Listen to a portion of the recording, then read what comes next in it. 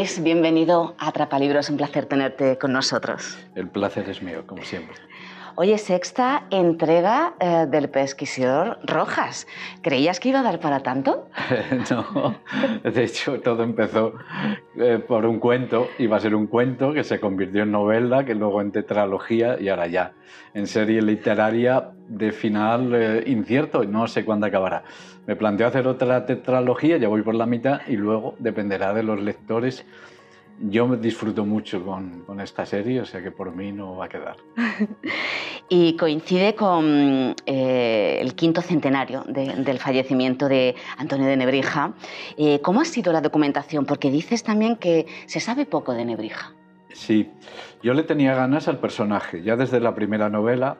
Si recuerdas, aparece ya mencionado. Es imposible hablar de la Salamanca de entonces sin hablar de Nebrija, y lo aparqué ahí como posible protagonista de una novela. Y bueno, lo del aniversario, lo de este quinto centenario es un incentivo. Y por eso, porque yo quería precisamente en esta novela dar a conocer, difundir al personaje. Todos sabemos quién es Nebrija.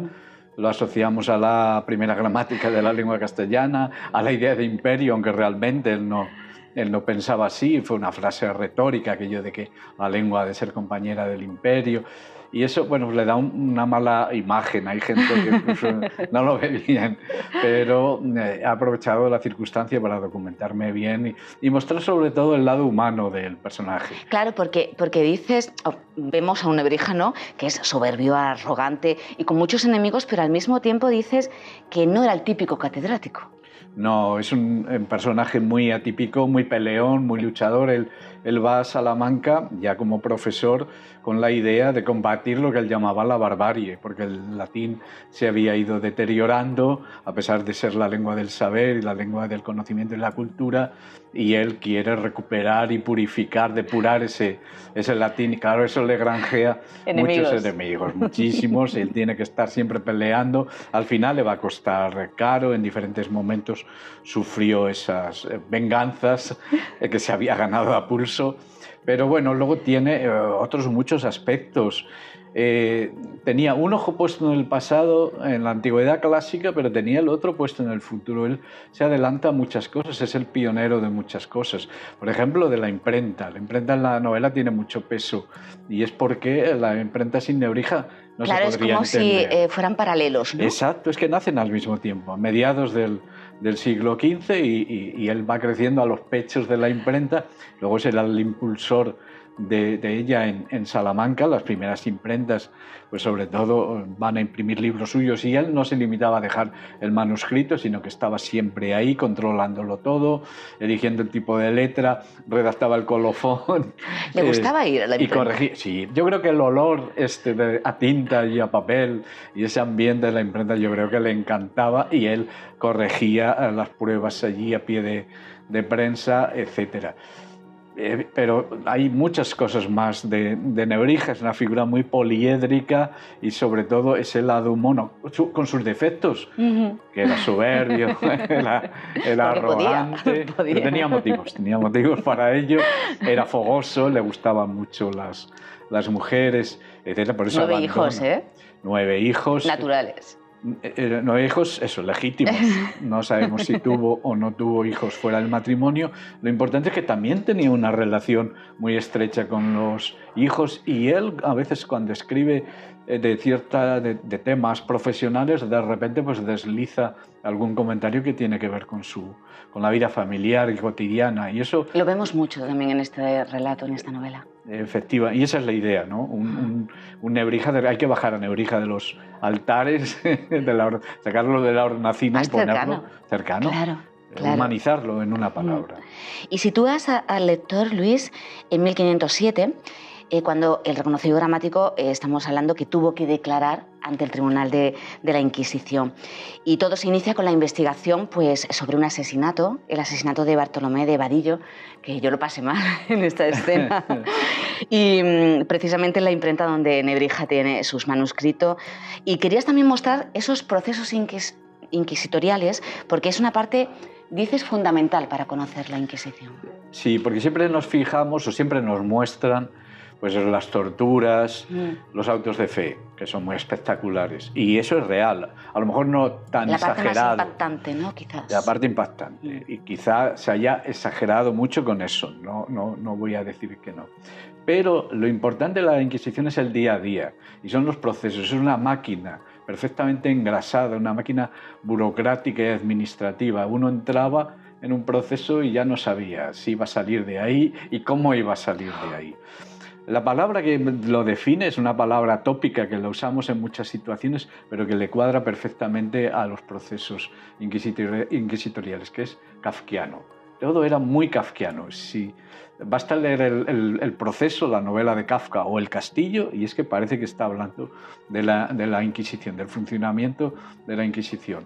Por dar un detalle, los reos nunca sabían de qué se les acusaba exactamente. ¿Y cómo te defiendes? Claro, ahí está. Eso creaba indefensión, porque si se callaban, malo, porque eran torturados, y si hablaban, pues probablemente dirían, como no sabían de qué se les acusaba, para defenderse iban a decir más de la cuenta y acababan acusándose. Eso es una maniobra muy civilina, muy premeditada. Y como eso todo, otra característica de los procesos inquisitoriales es que todo era secreto.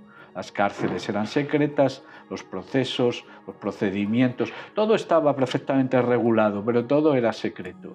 Y hablando de secretismo, tú has querido reflejar también en el título ese oscurantismo, valga la redundancia. Claro, porque estamos en una época además apasionante, con un pie en la Edad Media y otro pie en la era moderna.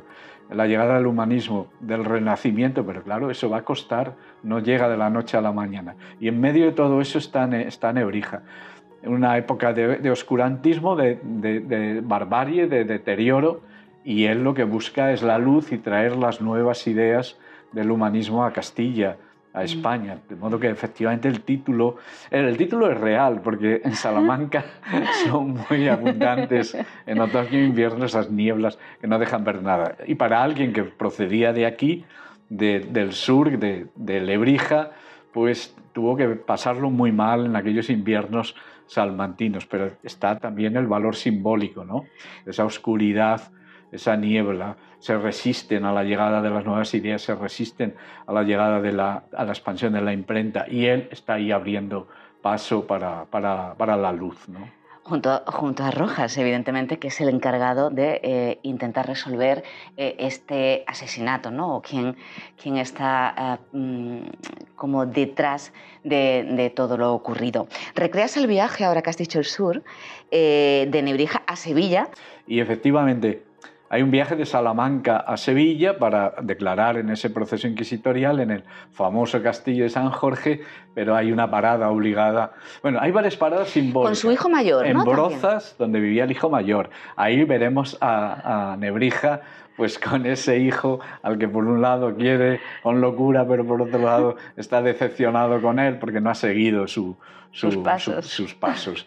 Luego, la otra parada inevitable es en Mérida, claro, para alguien que ama la antigüedad clásica, el pasado romano, pues visitar esas ruinas era importante. Y por fin, antes de recalar en Sevilla, él quiere pasar por Lebrija para eso, ganar fuerzas antes de enfrentarse al inquisidor, y es una manera además de evocar toda esa época de la infancia y la adolescencia que para él fue muy importante, y esa relación estrecha que él tenía con Lebrija, donde él veía también ese pasado glorioso y romano.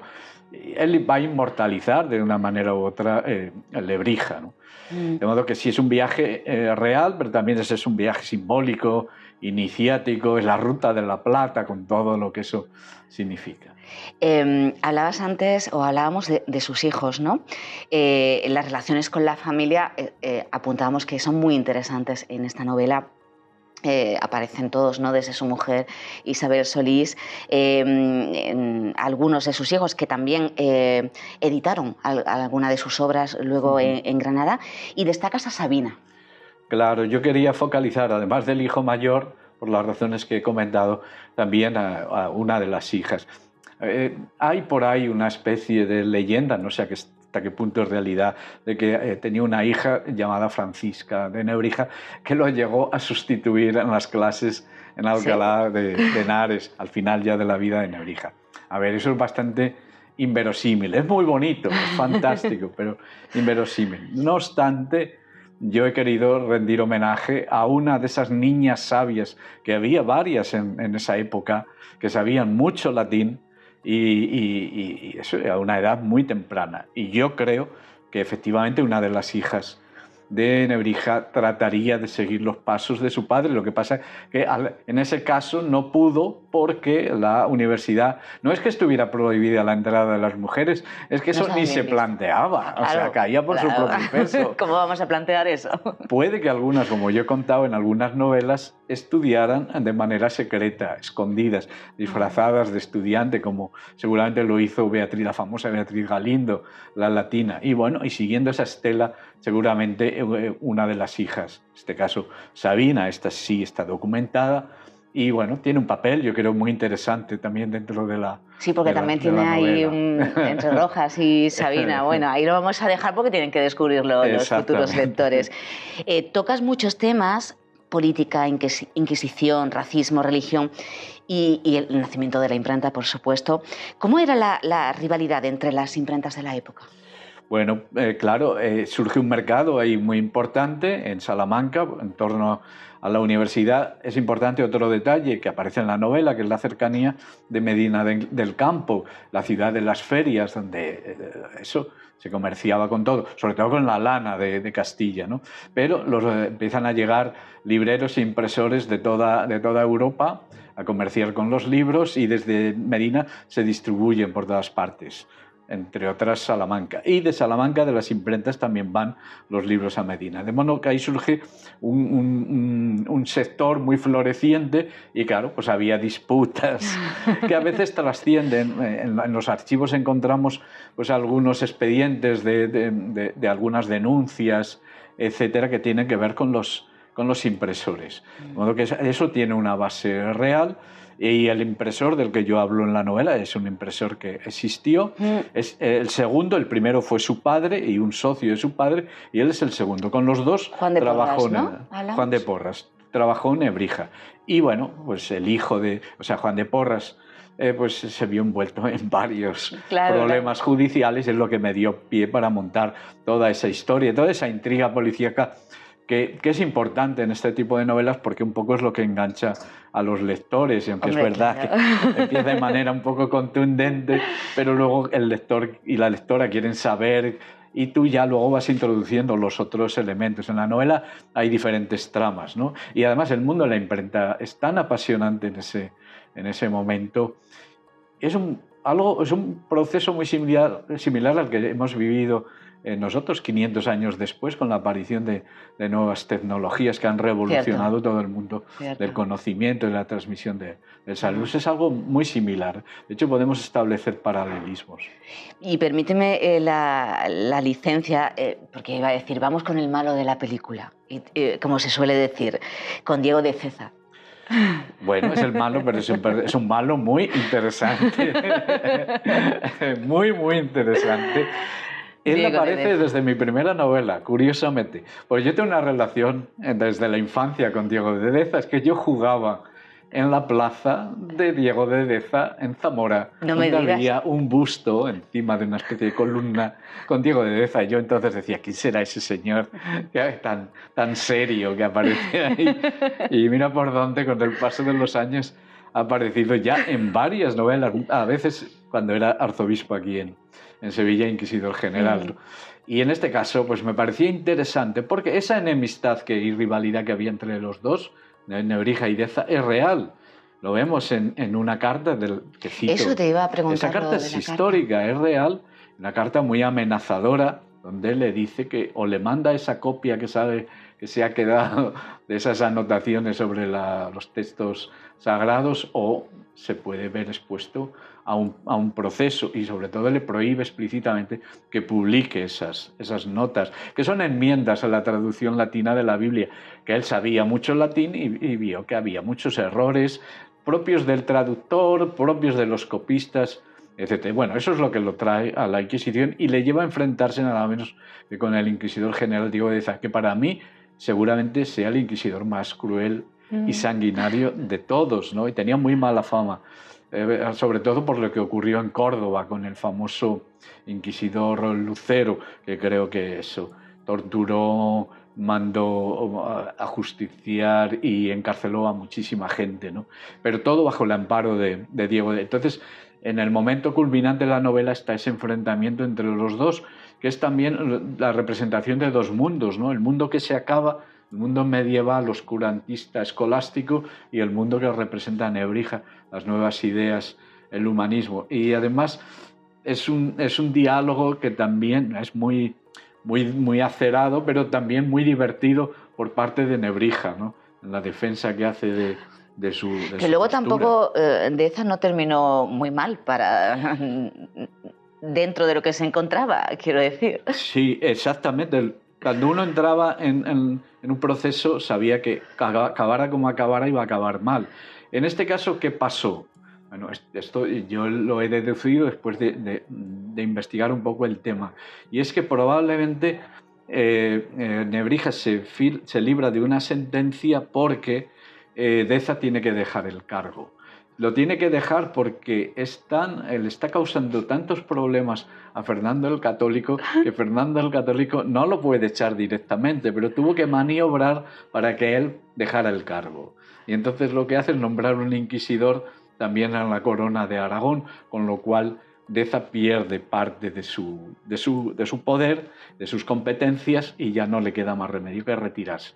Y es cuando nombra al cardenal Cisneros, que sí protegía de alguna manera a Nebrija. O sea que ahí, dentro de la mala suerte, tuvo algo de suerte Nebrija, pero seguro que ese enfrentamiento entre los dos se produjo porque de lo que se estaba ahí dirimiendo era algo más importante, que era eso lo defiende muy bien Nebrija, que es la libertad de pensamiento y de expresión, ¿no? Algo que nos toca hoy mucho.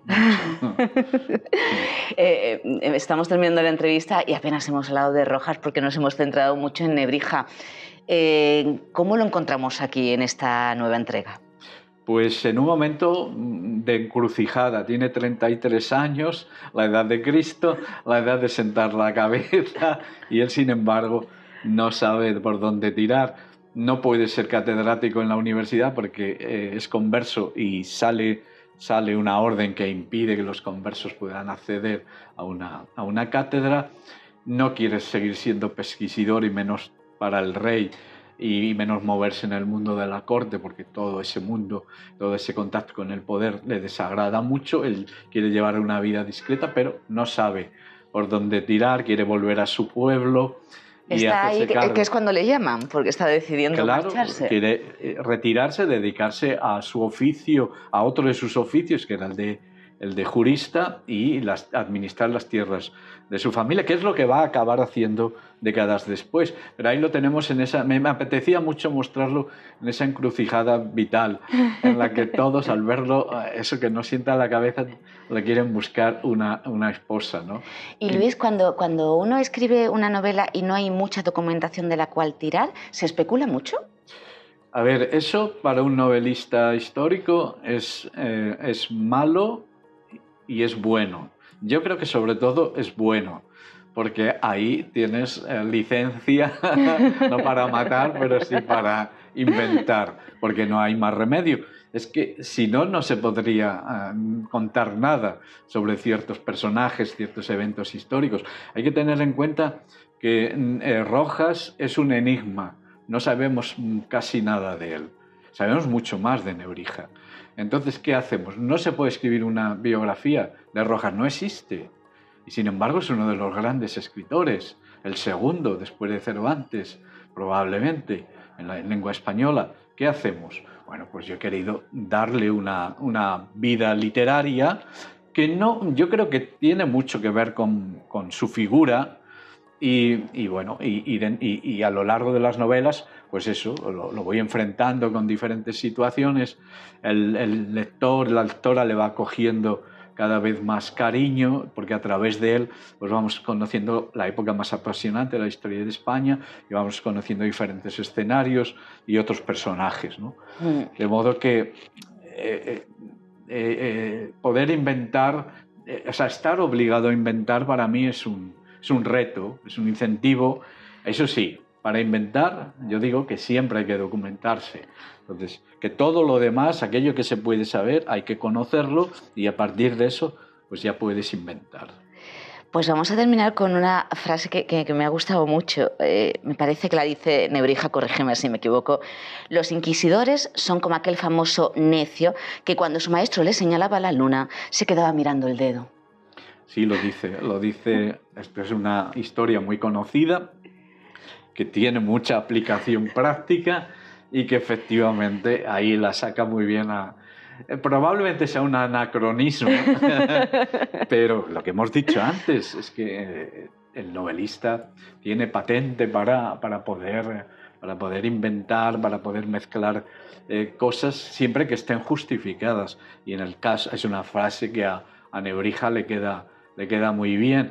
Yo siempre que he podido me he hecho eco de palabras suyas, porque lo expresa todo con tal claridad, con tal contundencia, con tal sentido del humor. ¿Y sigue siendo actual? Y sigue siendo actual. Claro. Es un moderno. Nebrija es un moderno. Y no soy yo el que lo dice, es él el que de alguna manera se muestra así, ¿no?